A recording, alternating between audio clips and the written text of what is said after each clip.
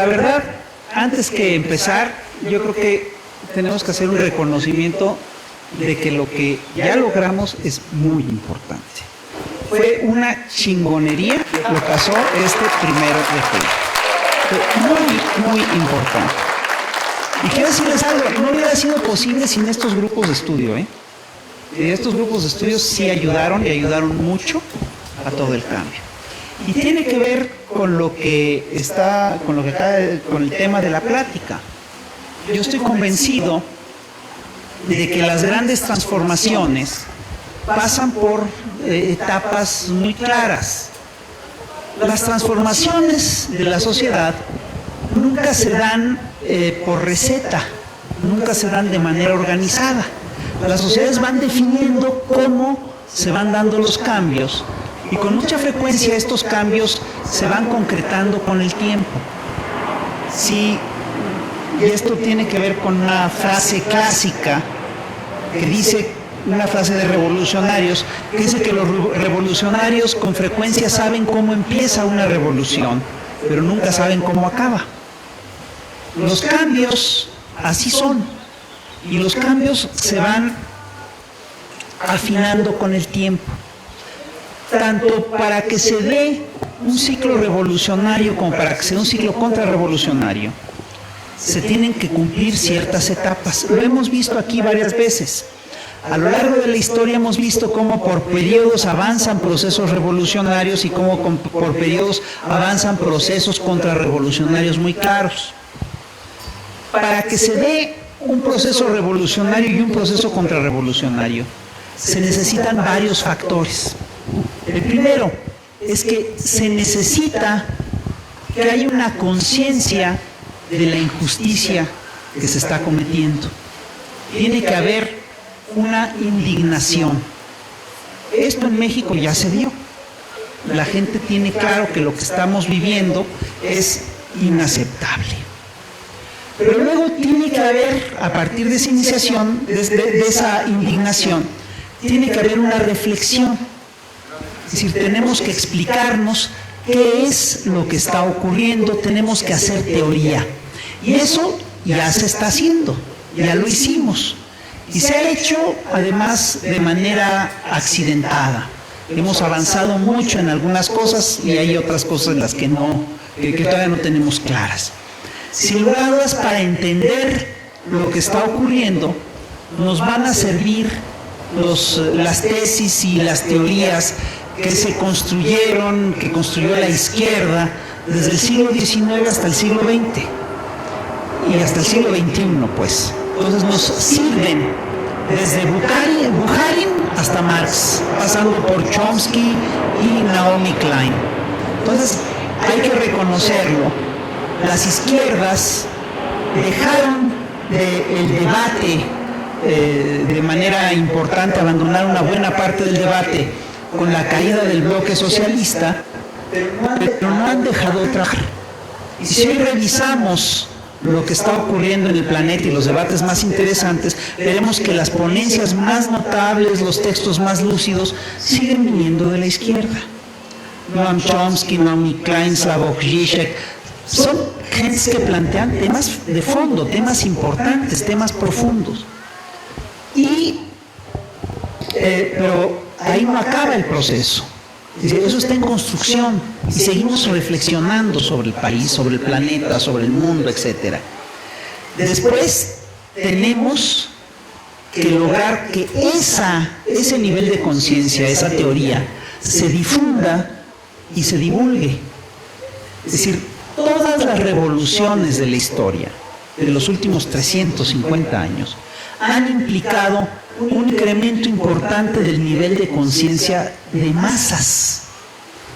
Voy a ser claro, la Revolución Francesa se hace posible, entre otras cosas, porque en un momento dado las ideas de los filósofos de la Ilustración se vuelven populares y todo el mundo maneja la idea de que hay que buscar una sociedad más igualitaria, más libre, más solidaria, etc. Y eso implicó que un montón de gente entendió ideas básicas de los pensadores, de los filósofos de la Ilustración. No es cualquier cosa, son hazañas intelectuales de los pueblos. Y tenemos que hacer eso. Quiero decirles que todas estas cosas se traducen a través de organización y tejido social. Para que estas ideas se divulguen, tuvo que haber organizaciones que difundieran estas cosas. Y en las grandes revoluciones de la Ilustración fueron claramente promovidas por la masonería. Si nosotros revisamos la historia de las grandes revoluciones del siglo XVIII y de principios del siglo XIX, vamos a ver que ahí detrás estaba la masonería.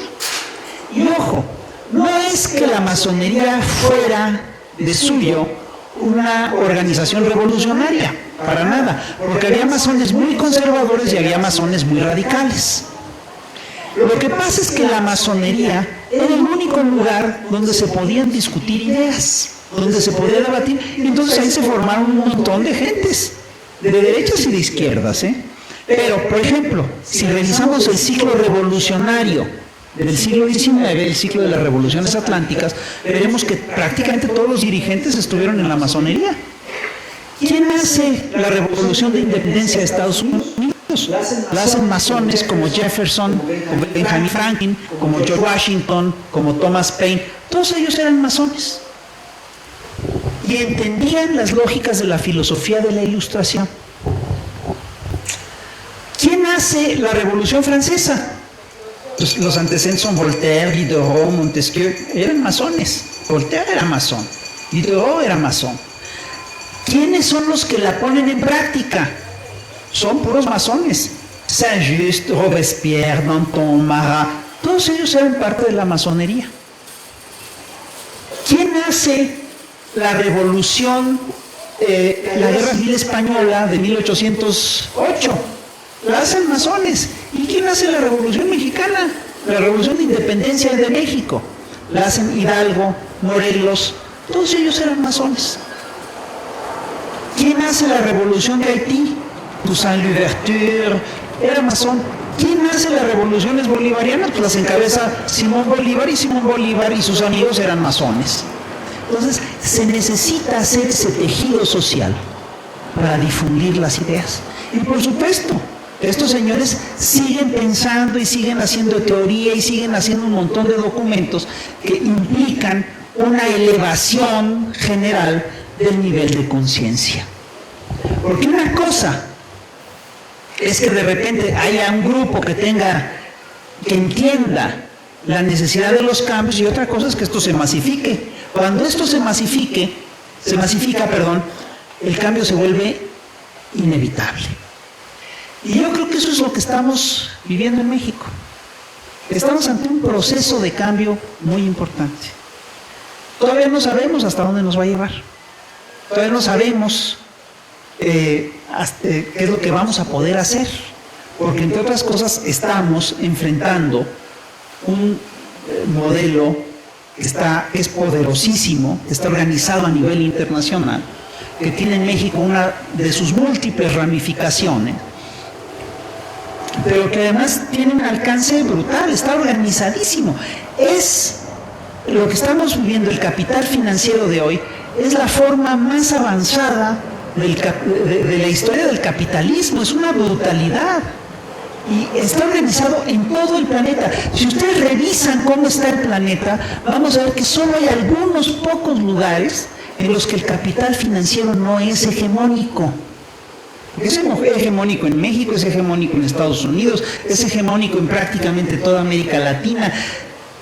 Se sale un poco de su hegemonía Venezuela, se sale un poco de su hegemonía algunos países sudamericanos y ya se los están, y ya tienen enfocadas las baterías para echarlos fuera. Se sale de su hegemonía, por ejemplo, Corea, algunos lugares del viejo bloque socialista como Cuba, pero por ejemplo China ya entró de lleno en las lógicas de la hegemonía financiera del capital multinacional. ¿Dónde está la gran fábrica de Ford? Está en China. ¿Dónde están las grandes fábricas de las grandes multinacionales? Están en China. Y claro, por ejemplo, algunos países árabes se salen de esta hegemonía. Y esos son los países que son el demonio para los dueños del planeta. Los países islámicos, etc. Y la embestida va contra ellos, está muy clara. ¿Qué es lo que está pasando en México?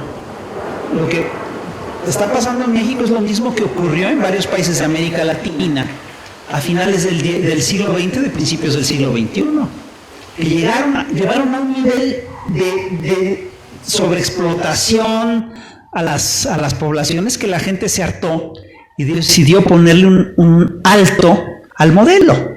Es así de simple. El modelo es brutal. El modelo es despiadado. El modelo incluso no nos ve como personas. El modelo ha puesto de lado todos los valores humanitarios y ha puesto en el centro a las ganancias. Al modelo no le importa arrasar con 1 millón de personas si eso implica que van a tener una ganancia de $10 millones. Es una brutalidad. Entonces por eso están devastando poblaciones enteras, regiones enteras. Y la crisis que enfrentamos es una crisis muy seria. Es una crisis que se refleja por supuesto a nivel económico, y hemos visto cómo han depredado las economías nacionales, acabaron con la economía, lo que era la economía nacional mexicana. Somos un país de maquila, somos un país productor de drogas, ¿no? Argentina la deshicieron en los 80s, 90s. Es un modelo que arrasa con la ecología, con el planeta, con los recursos naturales. Es una cosa voraz lo que tienen sobre los recursos naturales.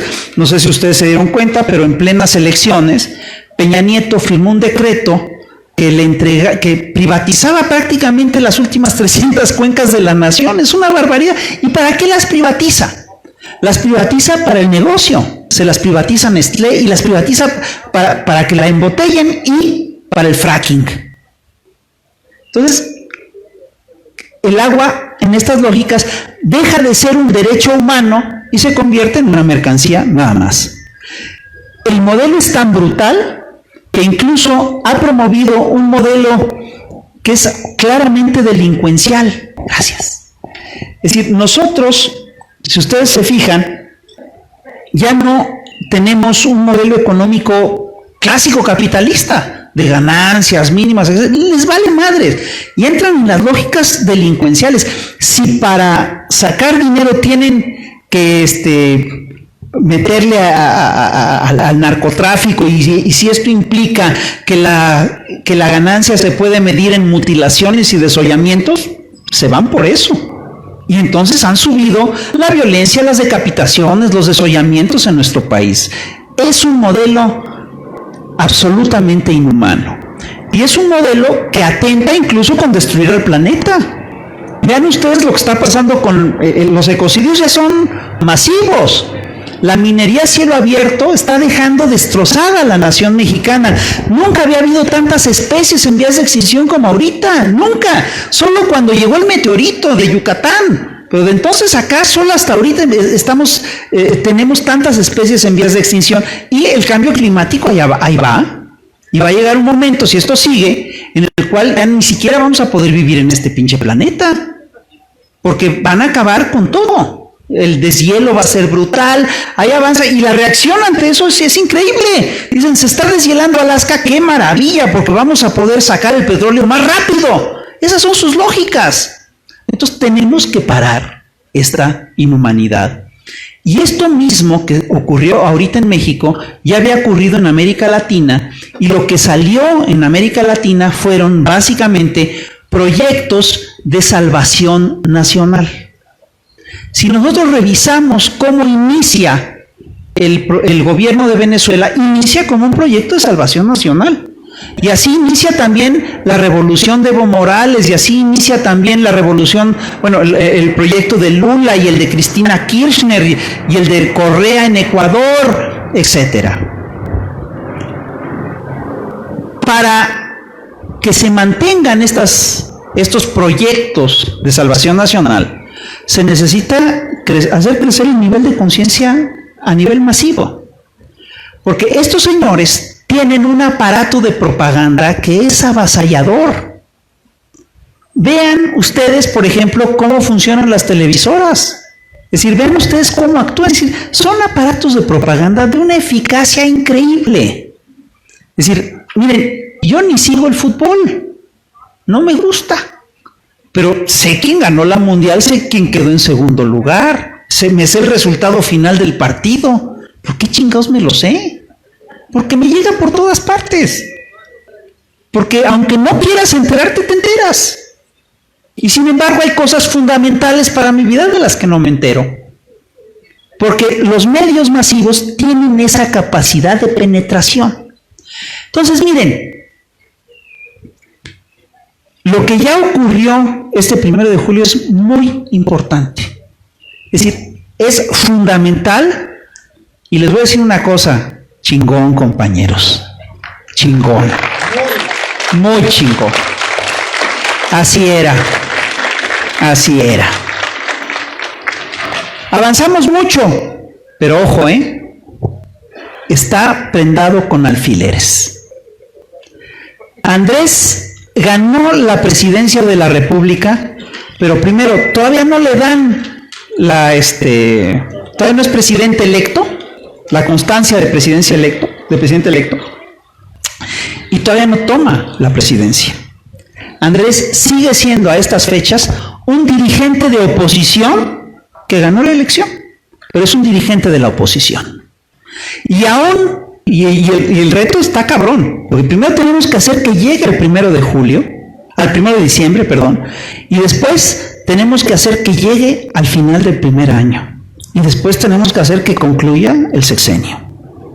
Porque aún siendo presidente, va a ser un presidente en oposición a los grandes poderes fácticos nacionales y multinacionales. No nos engañemos, esto no va a ser fácil.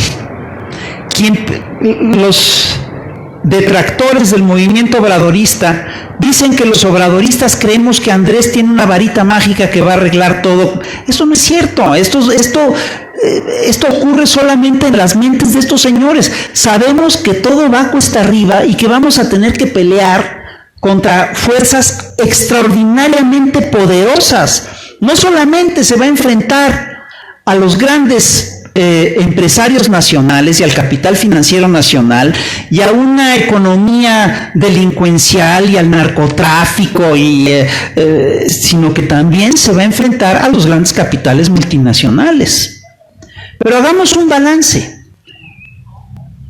El 53% de la población, a pesar del aparato de propaganda brutal del modelo, votó por Andrés Manuel.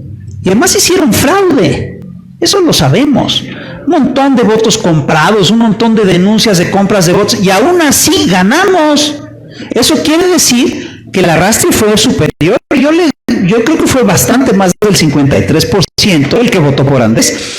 Un ejemplo de esto lo da lo que fue el voto un indicativo de lo que pudo haber sido, lo da el voto de los mexicanos en el extranjero. Los mexicanos en el extranjero votaron masivamente por Andrés Manuel y se calcula que el 63% de los mexicanos en el extranjero votó por Andrés. Es lo que yo calculo que tenemos aquí. ¿Sabes qué? Es un chingo. Es una hazaña. Es una cosa muy importante lo que tenemos. Está padrísimo. Pero falta. Pero todavía falta. Vamos a enfrentarnos a estos señores todos los días. Hay un paralelo muy claro entre lo que está ocurriendo ahorita y un evento de nuestra historia. Y este paralelo lo tenemos claramente con el caso de Madero. Madero firma los tratados de Ciudad Juárez y toma la presidencia 5 meses después. ¿Qué pasó en esos 5 meses? En esos 5 meses, lo que hizo el viejo régimen es dividir al movimiento al movimiento revolucionario, minar la popularidad de Madero y atrincherarse sobre sus intereses. Yo estoy convencido de que eso es lo que están haciendo. ¿Cómo lo van a hacer? Yo no lo tenía muy claro hasta hace unos días. Ya lo tengo claro. Es decir, si ustedes revisan la historia de las revoluciones latinoamericanas, de las recientes revoluciones latinoamericanas, yo sí digo que son revoluciones, lo que vamos a ver es que lograron tomar la presidencia, lograron el acuerdo de América Latina, el ALCA y todo ese rollo, y se les fueron encima. Y desde hace unos años lo que han hecho es empezar a tumbar estos gobiernos. Ya sacaron a Cristina Kirchner del poder, ya sacaron a Dilma Rousseff del poder, ya tienen un juicio contra Rafael Correa, ya tienen un juicio contra Lula, ya Lula está en la cárcel, quieren meter a Correa a la cárcel, van sobre Maduro, está clarísimo. ¿Cómo hacen estos operativos? Pues es muy claro. Lo que hacen es que utilizan parte de lo que tienen del aparato de Estado, porque tienen remanentes del aparato de Estado.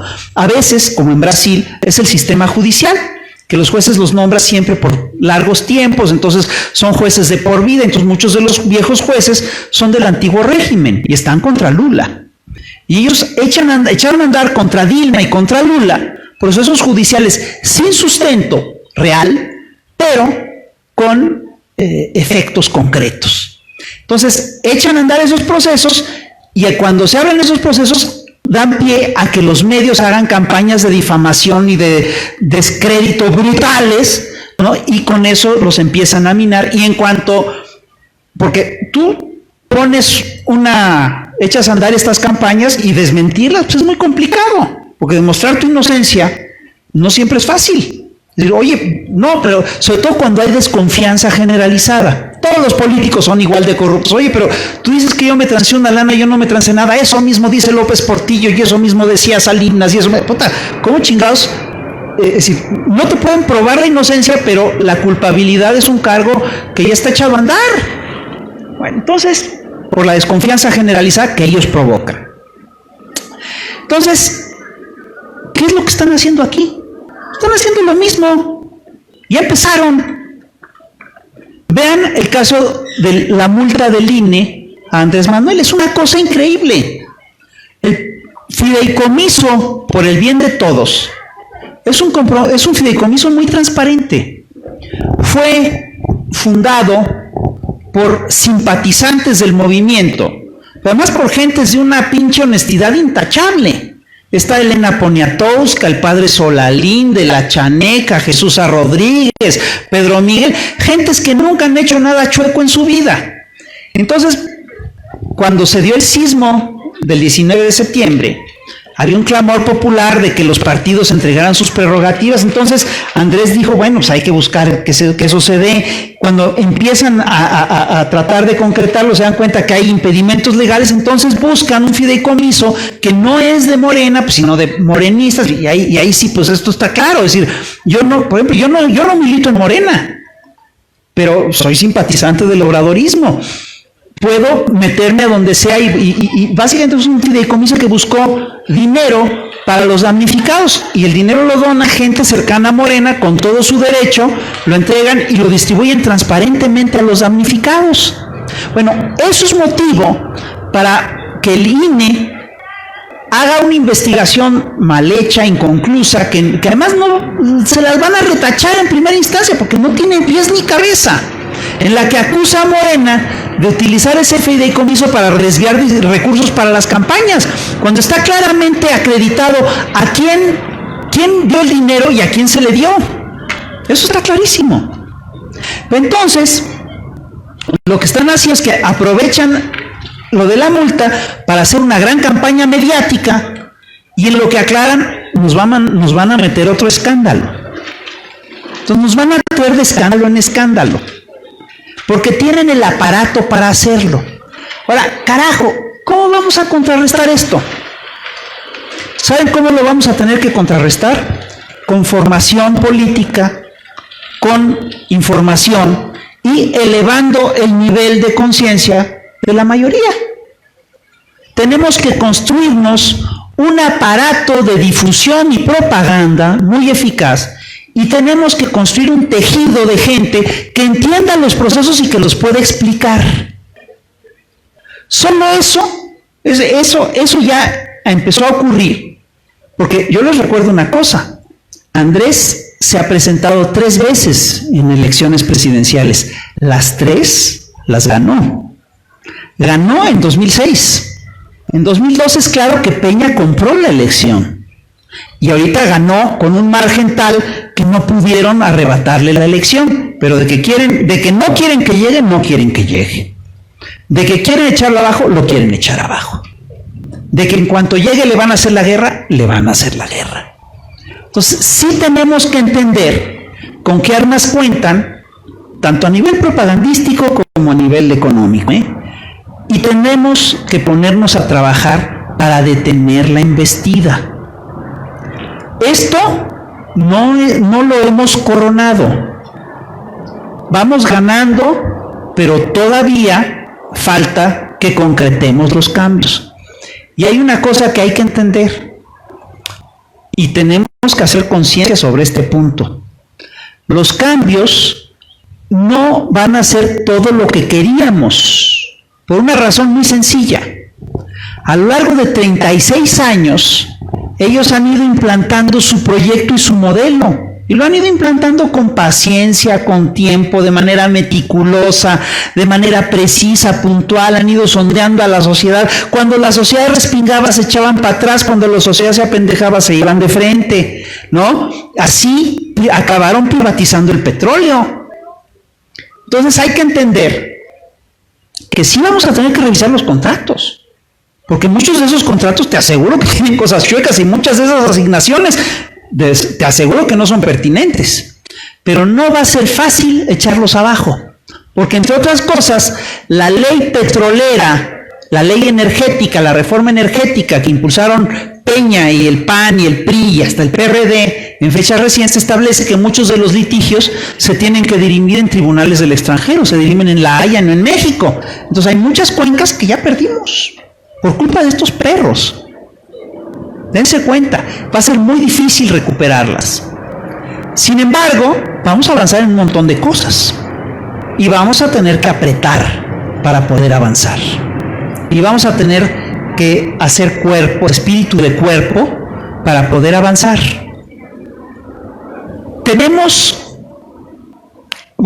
Hay una cosa que hay que entender.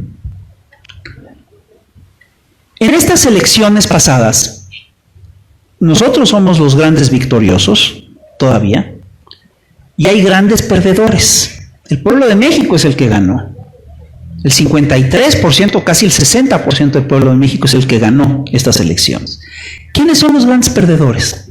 Son, en primer lugar, el PRI, en términos políticos, el PRI, el PAN y el PRD, los partidos del Pacto por México. Esos son los grandes perdedores. A nivel económico de clases sociales, los grandes perdedores son la megaélite financiera, los millonarios mexicanos de la lista de Forbes, a los que se les han perdonado los impuestos de manera sistemática desde hace 15 años, desde hace 30 años. Es una cosa increíble. Tú revisas los impuestos que pagan los grandes empresarios mexicanos y de repente uno hasta uno paga más, ¿no? Es una cosa increíble. Bueno, esos son los grandes perdedores y no se van a dejar arrebatar sus prerrogativas así de fácil. Van a pelear hasta el último centavo, van a pelear todo lo que han conquistado y no van a dejar que ganemos nada. Y por supuesto las multinacionales extranjeras se van a defender con las uñas. Anderson, Clayton, Monsanto, todos van a pelear por conservar lo que ya ganaron en la era neoliberal. También son grandes perdedores de estas elecciones los consorcios informativos, porque la gente ya no se informó a través de Televisa ni de TV Azteca, sino a través de las redes sociales, y el peso que tenía Ciro Gómez Leiva y Joaquín López Dóriga se fue a la chingada. Esos pobrecitos de repente ya han de estar desconcertadísimos, porque estaban acostumbrados a decir una cosa y que eso fuera verdad, y ahorita todo el mundo los cuestiona y hasta los insultan, han de estar sacadísimos de onda. Los grandes intelectuales del régimen, Enrique Krauss, Héctor Aguilar Camín, están desconcertadísimos, no atinan a hilar dos frases. El único que más o menos está entendiendo es Silva Herzog Márquez. Léanlo, no está diciendo tonteras. Porque no es que estén con nosotros, yo no me hago esa ilusión, pero está entendiendo el proceso. Los otros no están ni siquiera entendiendo lo que está ocurriendo. Carlos Monsiváis tenía una frase fantástica que decía, una vez le preguntaron algo y dice, miren, o yo no entiendo lo que está pasando o ya pasó lo que estaba entendiendo. Bueno, pues ya pasó lo que ellos estaban entendiendo. Los paradigmas de los neoliberales ya se fueron, ya no son esos. Los estamos construyendo y nosotros mismos todavía no los tenemos claros.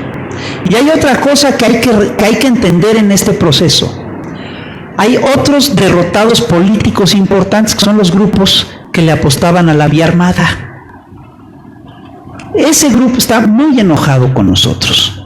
Los zapatistas están muy enojados. Si tú y ves las declaraciones de los zapatistas, a mí me parece que son un error, ¿no? Porque Andrés busca acercarse a ellos y hablamos de la causa indígena y de los acuerdos de San Andrés y están muy enojados, no quieren ni discutir. Perdón, ahí hay un problema. Y esto tiene que ver con lo siguiente. Es decir, fíjate, los zapatistas iniciaron las grandes protestas contra el neoliberalismo en el planeta, son precursores de eso. En el 94 se lanzaron y pusieron en crisis, son los que echaron a andar los movimientos que cuestionan la hegemonía neoliberal. Pero les está pasando lo mismo que le pasó a Flores Magón con Madero, Flores Magón echa a andar la Revolución Mexicana y tiene una serie de proyectos, después se pelea con Madero y queda fuera de la revolución. Ya nunca volvió a entrar en la revolución. Se quedó al margen. Y criticó a Zapata, y criticó a Villa, se quedó al margen. Esto les está pasando a estos sectores. Entonces son cosas que vamos a tener que enfrentar. ¿Cómo los vamos a enfrentar? Los vamos a enfrentar elevando el nivel del debate. Les decía yo que tras la caída del bloque socialista, la izquierda en todo el mundo entró en crisis y dejó de hacer dos cosas que eran fundamentales, que es discutir y analizar y preparar gente, preparar cuadros. La gran crisis de la izquierda mexicana se debe a eso. ¿Saben qué? Discutamos, analicemos y formemos cuadros. Lo tenemos que hacer. Entonces, lo que sigue es elevar el nivel de discusión. Elevar el nivel de análisis. Ojo, aquí en estos pinches círculos lo hemos hecho de manera constante y a ustedes les consta cómo todos hemos ido avanzando. Y las preguntas que hacíamos en el 2006 ya no son las que hacemos ahora. Entendemos los procesos de otra manera. Y ojo, esto es importante porque muchos de los viejos cuadros de la vieja izquierda quedaron anclados a lógicas y formas y estructuras de análisis que ya no tienen que ver con esta realidad. Hay unos que quieren hacer la revolución proletaria. ¿Cómo chingados la van a hacer? Si este es un país, cambió la forma de producir en la nación.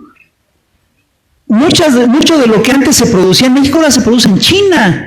Muchas de las fábricas que aquí teníamos están en Costa Rica. ¿De qué están hablando? Entonces tenemos que revisar todo eso, tenemos que revisar lo que es el sindicalismo mexicano, tenemos que revisar nuestros paradigmas, tenemos que revisar nuestras perspectivas, tenemos que revisar todo y para eso necesitamos hacer un espacio de reflexión y análisis, abrir un debate teórico y difundir materiales. Bueno, todo eso lo tenemos que hacer. Es el momento de hacerlo, porque además ahorita la gente está entendiendo la importancia del cambio, que es muy importante. Entonces vamos a entrarle. Tenemos frente a nosotros tiempos muy difíciles, pero ¿saben qué? Ahora sí son tiempos de esperanza. Siempre habíamos estado nadando contra corriente y ahora vamos a poder nadar a favor de la corriente. El cambio es muy importante. Tenemos que medir nuestras demandas, sí. Y quiero decirles algo, Eso es algo que nos ganamos a pulso, no nos lo regalaron. Por supuesto que Andrés encabezó la lucha, pero carajo, ¿ustedes creen que Andrés hubiera podido ganar sin todos nosotros? Pues no. Todos estuvimos ahí y le pegamos, pues sí. Y él lo sabe, ¿eh? Lo tiene clarísimo. Y tenemos que socializar estos conocimientos y tenemos que socializar el nivel de conciencia. Tenemos un montón de trabajo, un montón. Pero ¿saben qué? Va a ser un trabajo mucho más fructífero que el que hemos hecho hasta ahora. Porque hemos estado realmente arando en el desierto y ahora estamos teniendo frutos. Hay que entrarle, hay que atorarle, y si lo hacemos, les vamos a dejar a nuestros hijos un México mucho mejor que el que tenemos ahorita.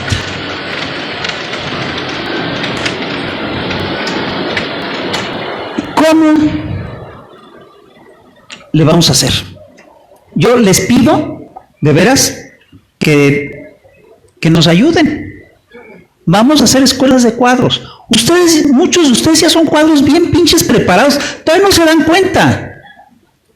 Pero ya saben muchas cositas y ya entienden muchos procesos. Entonces, ayúdenos a divulgarlo, ayúdenos a multiplicar sus saberes. Y tenemos que hacerlo a todos los niveles.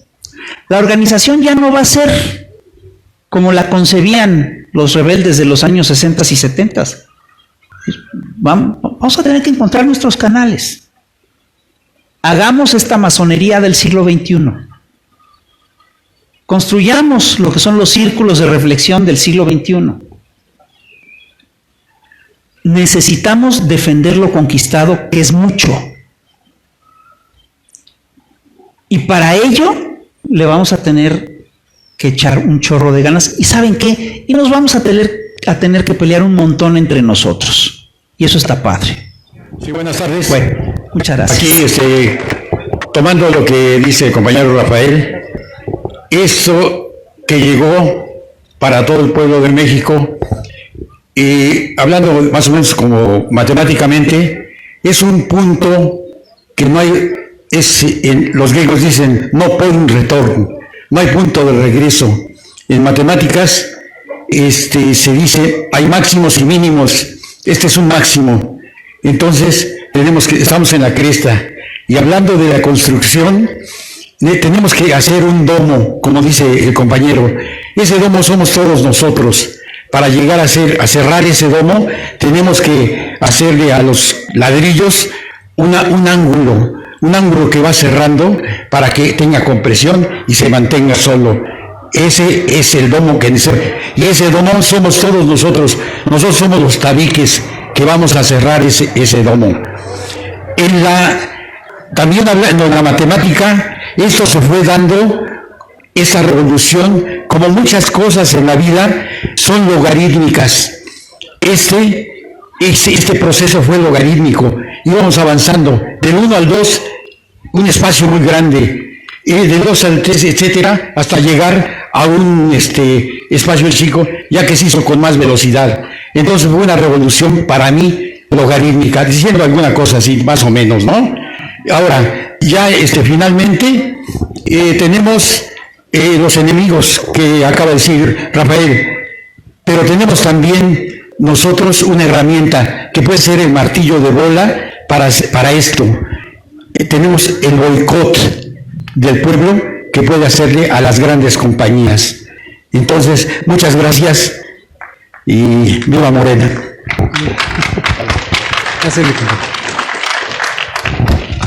Buenas tardes, Rafael, te felicito por lo que dijiste y bueno, yo quiero ser concreto.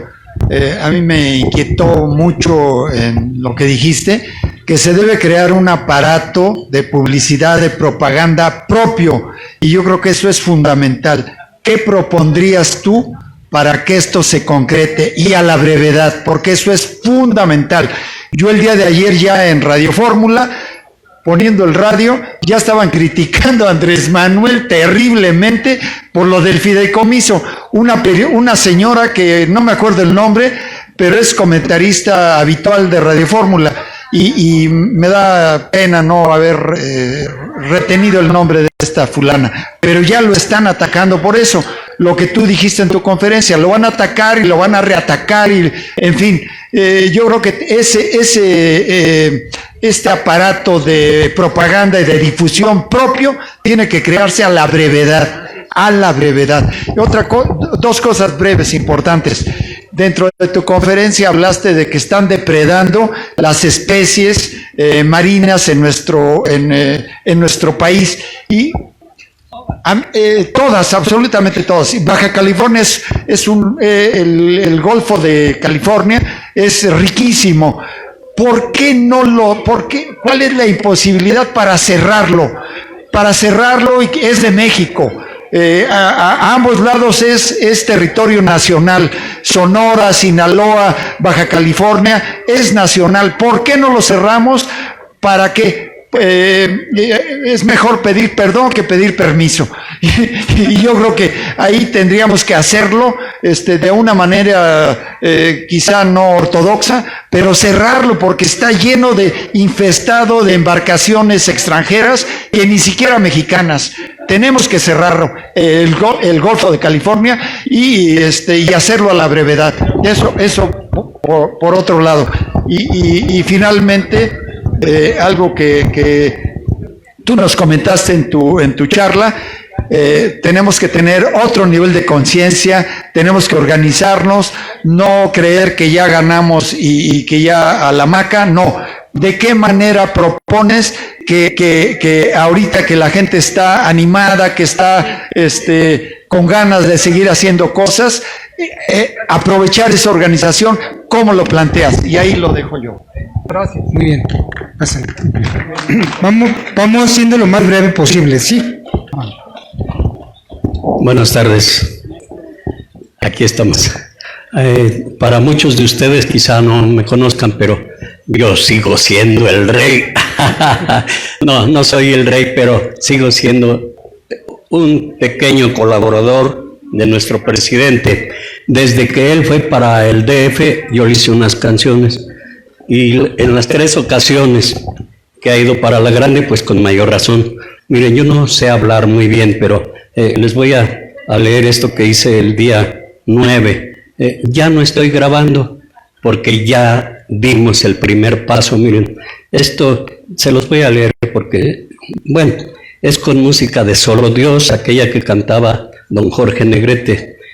Dice: por fin ya dimos el paso más importante, el primer paso a la regeneración de nuestra patria, que casi está feneciendo por los gobiernos que la han venido a saquear. Pero el que viene ha sabido ser honesto, y si Dios quiere, Él la va a resucitar. Solo requiere que sigamos apoyando a nuestro líder que ha luchado con tesón. El primer paso ha pisado muchos callos, y esos callos serán oposición. Tienen los medios y no aman a la patria, pero el pueblo acaba de despertar. El camino es sinuoso, pero seguimos en él, y con la ayuda del cielo llegaremos al final.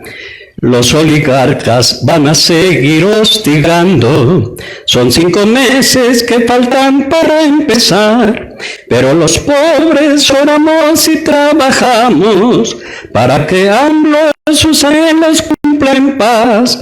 Valió la pena llegar hasta la 3ª, pero nos falta el poder llegar a home. La gran historia hasta aquí está bien escrita. No desmayemos, llegaremos al final. Bueno, pues esta es mi colaboración. Muy bien, muy bien. También se dice cantando. Hay que decirlo cantando también. Muy bien, maestro.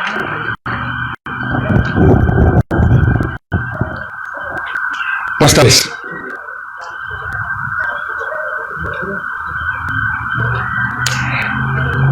Con base en la lectura del libro de nuestro compañero Rafael Barajas, Ciclos Revolucionarios, y ciclos contrarrevolucionarios, pues esto me motivó a mí a estudiar la historia, amén de lo que yo ya había estudiado antes. Y ciertamente, en algún lugar leí el lema de las monarquías cuando terminaba, cuando moría un rey y cuando aparecía el siguiente. El lema era: el rey ha muerto, viva el rey. Y dije, caray, esto se parece a lo que acaba de suceder con la oligarquía. Y yo diría que el día 1 de julio murió la oligarquía y el día 2 de julio dijeron, viva la oligarquía, porque la oligarquía no ha muerto, compañeros. Se recompuso a partir de la crisis que menciona Rafael Barajas, pero la oligarquía está vivita y coleando.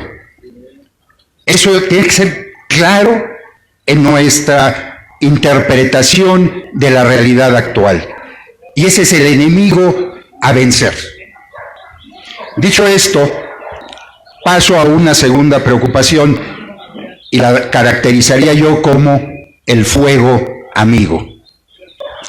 El fuego amigo no solo proviene de posiciones que en un momento dado, en algún momento, en alguna parte de la historia, o reciente inclusive, nos parecieron tener una virtud muy grande, y que es la organización popular y particularmente en las comunidades indígenas de Chiapas. Ya sabemos lo que dijo Marcos, ¿verdad? Puede cambiar el caporal, puede cambiar el mayordomo, pero el finquero va a ser siguiendo el mismo. Y discúlpenme, ellos aceptaron que Marichuy participara en elecciones. No se consiguieron los votos por las razones que sean. Pero entonces, en el momento en que Marichuy deja de tener la posibilidad de ser candidato independiente, los otros candidatos dejan de ser legítimamente posible elegirlos legítimamente a través del voto. Yo pregunto, ¿qué movimiento? Y en particular ahorita me voy hacia lo que acabo de escuchar hace unas horas en relación a que los marxistas, leninistas, ortodoxos se refieren con que López Obrador no es revolucionario, con que López Obrador no es proletario, que Morena no es un partido de la clase trabajadora. Bueno, yo pregunto, durante toda la historia de la izquierda en México, marxista-leninista, ¿qué movimiento llegó a convocar a más de 30 millones y los movilizó como los movilizó Andrés Manuel López Obrador? Quisiera que nos ampliaras un poco el concepto para entender lo que desde mi punto de vista es el fuego amigo de estas organizaciones. Hola, buenas tardes. En primera instancia, un comentario para el Fisgón, que yo sé que tiene posibilidad de hablar allá arriba, también allá en las cúpulas de Morena. Mi preocupación es con respecto a que tú has hablado sobre un tsunami antirrevolucionario, contrarrevolucionario en los medios, y Morena tiene en este momento que pensar ya no como movimiento, sino como partido. Tú estás aquí confiriéndole a la sociedad civil, a nosotros organizados, una responsabilidad de comunicación social, de comunicación contra la revolución, pero contra la contrarrevolución, pero también Morena tiene que evolucionar a ser un movimiento claro, amplio, a profesionalizarse. Morena necesita profesionalizarse. Siento que Morena como partido también fue tomado de sorpresa por este gran apoyo y se está viendo rebasado.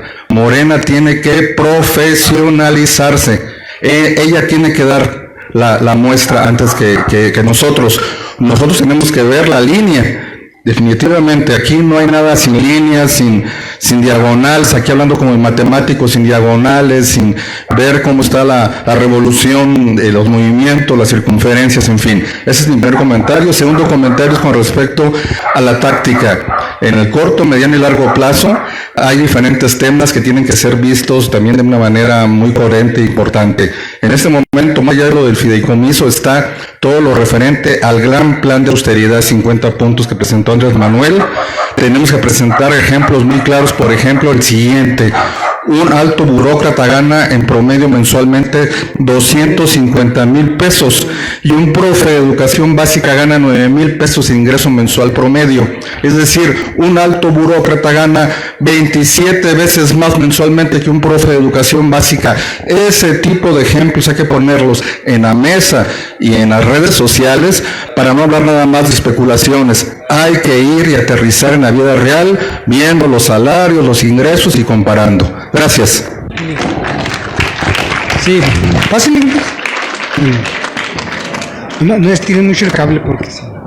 Buenas tardes, escucho varias estaciones de radio, los veo, los hijos del Averno en TV UNAM y veo la embestida, como se comentaba, tan fuerte que se usa en los medios radiofónicos y televisivos. De Andrés lo están criticando con lupa. Me llegan a mí en redes sociales que le preguntan al hijo que qué está haciendo, que qué va a hacer. Ay, pues que es un nini. Eso has hecho toda tu quién sabe qué vida. Es una cosa increíble. Es que como lo que contestó de la multa del INE, que era una vileza, y dicen, ay, está contestando con el hígado como es el López Obrador que conocemos, autoritario. Siempre su referencia de ellos es siempre con Chávez, que vamos a estar como Venezuela, y lo critican, pero así con lupa. No puede dar creo que la forma en que baja la escalera, que no se viste, que bueno, es una cosa exagerada, y yo sí les contesto a las redes que eso es irrelevante. A mí qué me interesa que traiga determinada marca de ropa, si a mí en eso no me beneficia ni me perjudica. Pero ese, el momento tan mercantilista, no sé cómo se llama, de que es una crítica atroz, y decían, ay, cuando gane López Obrador nos vamos a ir del país porque es un indio, como si todos tuvieran sangre de linaje ario, yo no sé, y los comentaristas se jactan tanto en Radio Red, la estación que sea, están contra de López Obrador. ¿Cómo se va a lograr revertir esa embestida? Y se escudan en que no se les puede reprimir porque están en su derecho de criticar. ¿Qué se va a hacer? ¿Qué se puede hacer con esa? No recuerdo quién dijo que una mentira, creo que es Goebbels, una mentira repetida 100 veces se vuelve verdad. Entonces, esto ahorita de la multa, bueno, es una cosa tremenda. Entonces, ¿cómo podemos hacerle para no revertir tanta maldad? Porque yo no sé cómo Andrés Manuel puede convocar y a la vez generar tanto odio, tanto desprecio, porque así lo ve los que no estamos en su movimiento. Es un odio, es un encono social que yo no había visto. Muchas gracias.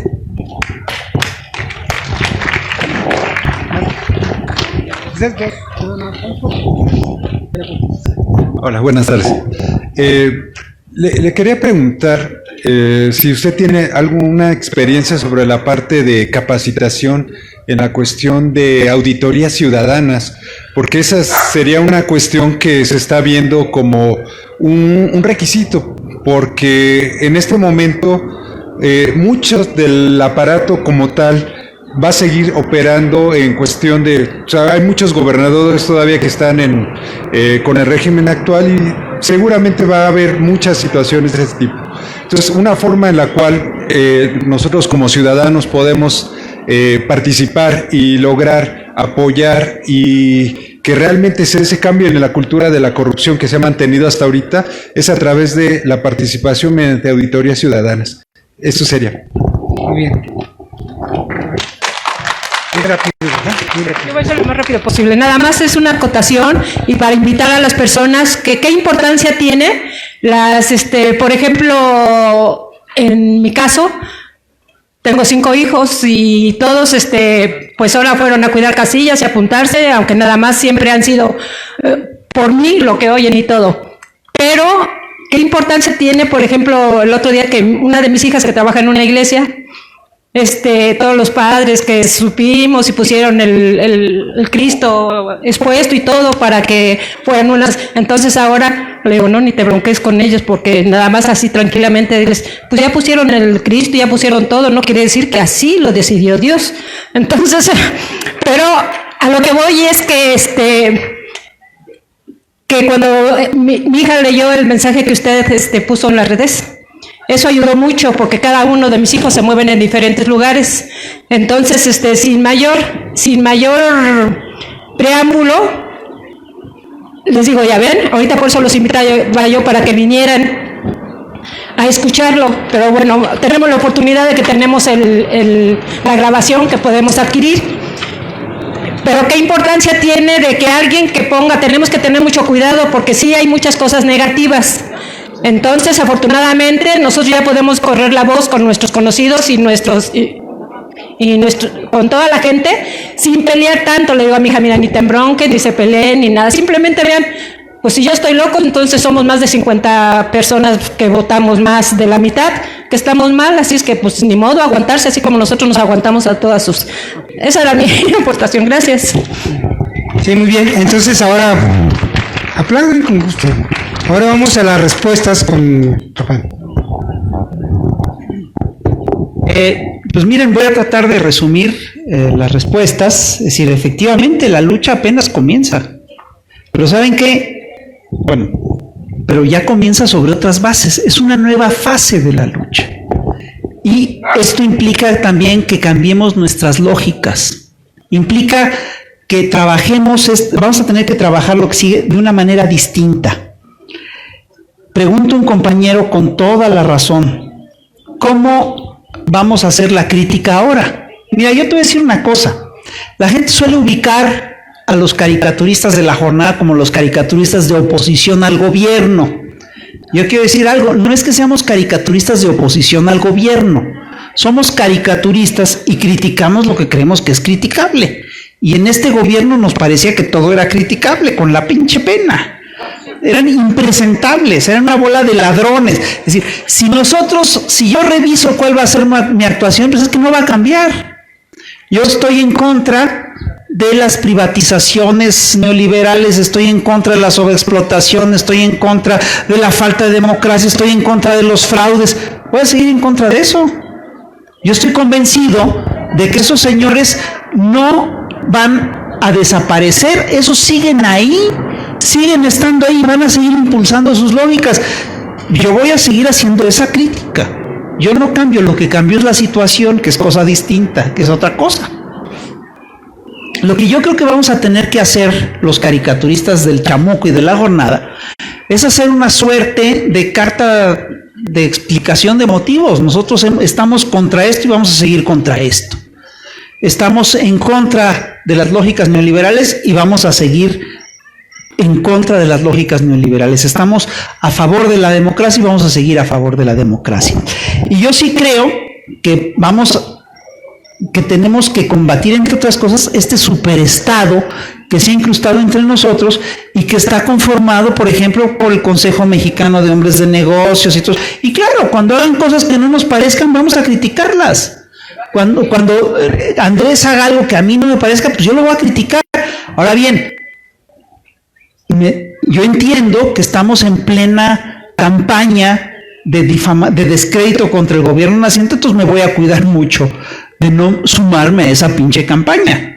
Por ejemplo, ya tuvimos un problema yo tuve el otro día una discusión con un colega que se puede decir, no, es que lo de la multa del INE y qué bueno que los multaron porque que hay que defender. Y dije, oye, a ver, cabrón, tú eres periodista, ¿ya investigaste qué hay detrás de todo esto? Porque detrás de todo esto no hay nada. Es una acusación que se sustenta en supuestos que no se han comprobado Y claramente la gente que está ahí metida en ese fideicomiso es mucho más honorable que todo el INE.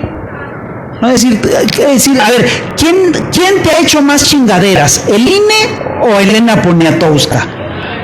Pues sin duda, ¿a quién le tienes más confianza? ¿Al INE o Elena Poniatowska? Pues Elena. ¿Quién es más susceptible de hacerte una chingadera en serio? Pues el INE y el PRI. Hay que ubicarse. Entonces, sí implica todo esto, poner los pies sobre la tierra, e implica que vamos a tener que defender lo conquistado. Ahora, defender lo conquistado no va a ser fácil. Vamos a tener que incluso entender qué es lo que sí se puede hacer, cuáles son los cambios posibles, y vamos a tener que moderar un montón nuestras demandas, porque ahora la gente dice, no, ahora sí vamos a pedir esto y esto, y es porque nos lo tienen que dar. No, espérate, si tú quieres tronar al gobierno, pues éntrale, abre la sociedad a que pida lo que quiera, porque la sociedad, bien lo sabemos, sí puede llevar a estos gobiernos populares al descarrilamiento, como le ocurrió a Lula, ¿Quién fue el principal ariete de la lucha contra Lula? En un momento dado fueron los grupos radicales de Brasil. Entonces vamos a tener que hablar con ellos y vamos a tener que buscar contenerlos, porque eso ahí viene, porque ellos, como les decía yo, son de los grandes derrotados de estas elecciones. Entonces están muy enojados. Entonces sí hay que meterle racionalidad a todo eso. Ahora bien, tienen razón los compañeros cuando hablan de la importancia de las redes. Bueno, un compañero decía, bueno, ¿por qué AMLO no va a Vallarta? Porque todavía no tiene la constancia. Hace bien en no ir. Está bien, ni modo, no va. Está bien, no tiene la constancia, no pasa nada. Sigue siendo nuestro presidente mayoritariamente votado. Está clarísimo. Efectivamente, lo de las redes ha sido fundamental para lo que tenemos. ¿Sí? Cambió la forma en la que la gente en México se informa. Antes nos informábamos a través de Televisa, ahora nos informamos a través de las redes. Está muy bien el cambio siempre y cuando sigamos activos en las redes. Entonces, hay una primera, es decir, una de las preguntas más importantes que hicieron es, ¿cómo nos vamos a organizar? La oligarquía sigue viva y está organizada y está intacta. Y el contragolpe viene. Eso, ahora sí, como decía Peña Nieto, se los firmo ante notario. Eso viene. Entonces hay que pararlos. ¿Cómo lo vamos a hacer? Tienen sus aparatos y los tienen echados a andar, ya tienen su campaña en los medios, pero ahorita increíblemente eso ya no implica, el que tengan los medios ya no implica que tengan a la opinión pública, porque ya existen las redes. Entonces, la pinche primera tarea que les voy a dar ahorita a todos ustedes es que llegando a casa se metan a Twitter y abran una cuenta. No es chiste. A ver, levanten la mano los que no tienen cuenta en Twitter. Los que no tienen. Pues, ¿qué creen? Llegando a casa la abren y empiezan a tuitar. Y ojo, vamos a hacerlo con prudencia. No insultemos, no perdamos credibilidad, no difundamos noticias que no sean serias, busquemos información confiable, busquemos datos duros, desmintamos, es decir, ya todo está en las redes. Es decir, están los argumentos a favor de la multa y en contra de la multa. Yo te voy a ser franco, los argumentos que tenemos en contra de la multa son buenísimos. Los argumentos a favor de la multa son idiotas. Es increíble. Bueno, eso que acabo de usar, el término que acabo de usar, ustedes no lo pueden usar en las redes. No les digamos idiotas, pero descalifiquémoslos. Expliquemos por qué son sin sustento. Sí, claro.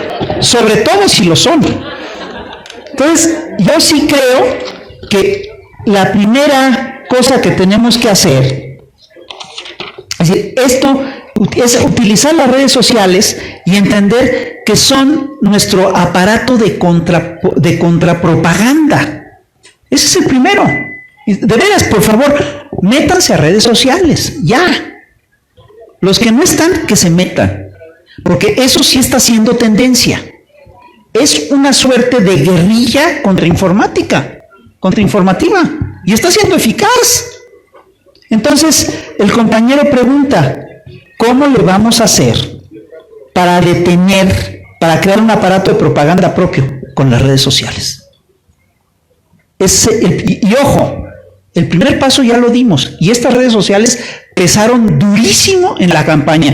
Y a mí las redes sociales sí me sirven como termómetro para saber cómo va la cosa. Yo les puedo decir una cosa, a cómo van las redes sociales nos vamos a ganar el tema del debate de la multa del INE en unos días, porque es verdaderamente infame lo que hicieron. Es una chingadera. Es lo que llamaba mi abuela una chingadera.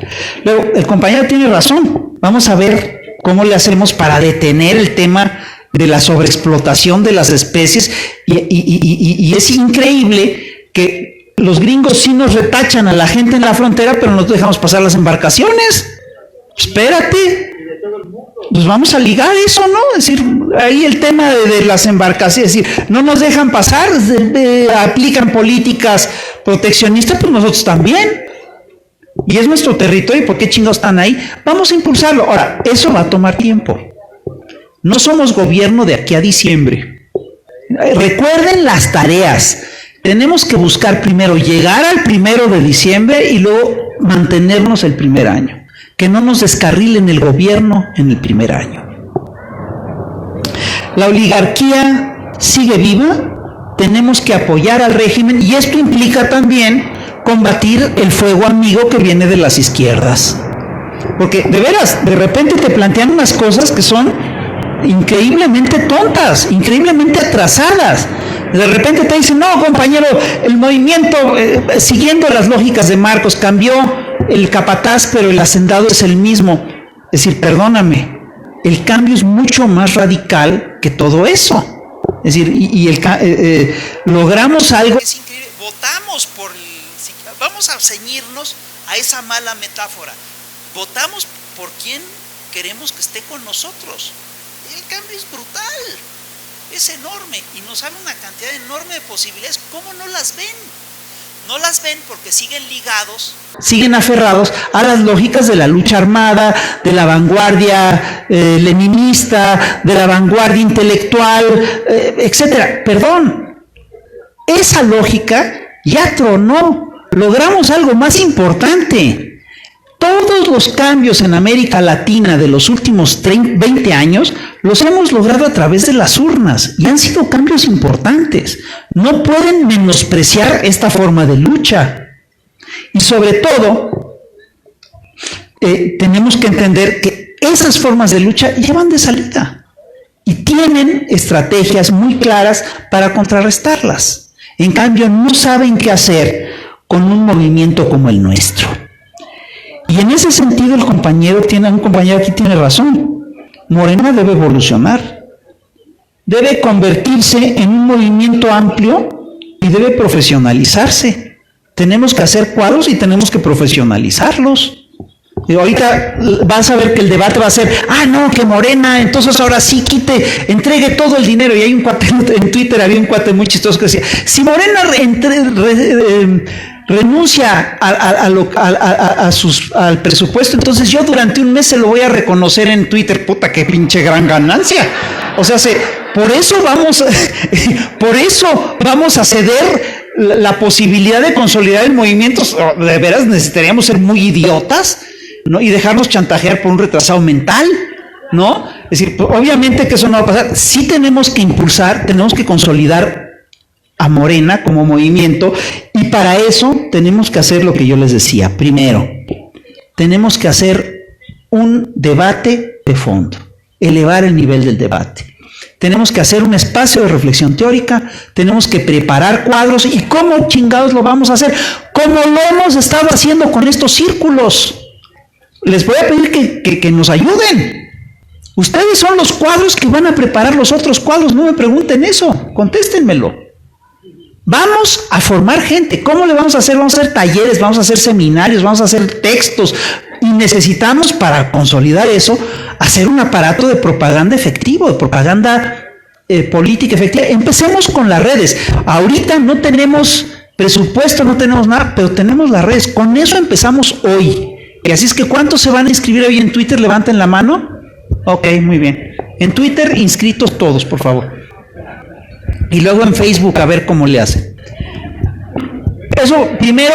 Segundo, vamos a buscar contactos con académicos, vamos a buscar grupos que organicen, y nos vamos a tener que organizar primero en el centro, en la Ciudad de México, y luego nos tenemos que ir sobre todos los estados que ganamos.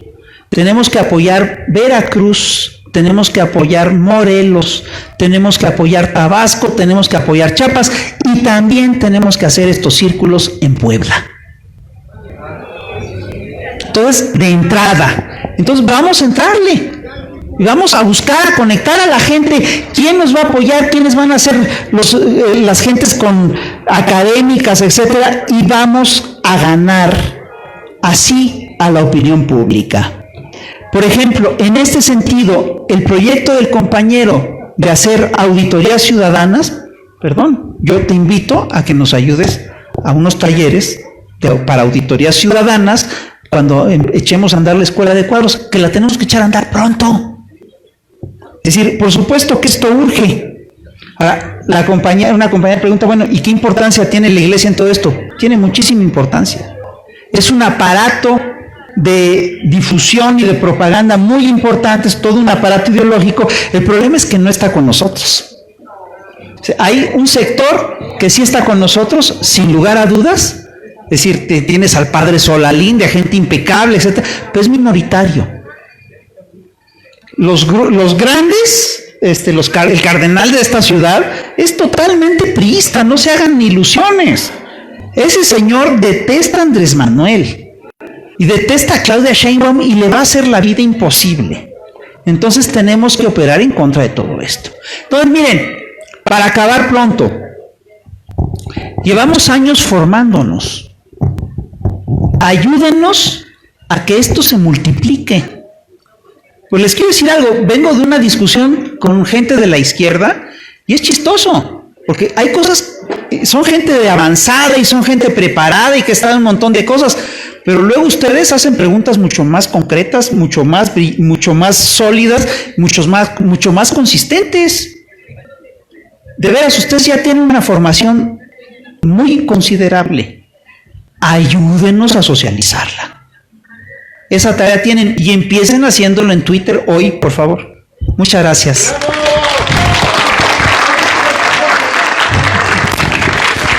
Muy bien, ahora tiene lo más importante, que es necesitamos, miren, aquí están los libros del Fisgón. Quedan dos más. Quedan 2 libros para que se los lleven. Miren, necesitamos que nos ayuden. Lo más importante, necesitamos un carro para llevar las sillas. Levanten la mano. ¿Quién nos ayuda a llevar las sillas en un carro? A ver, levanten la mano. Necesitamos un carro que nos ayuden a llevar las sillas. A ver, estoy levantando la mano, estoy buscando una mano levantada. ¿No hay?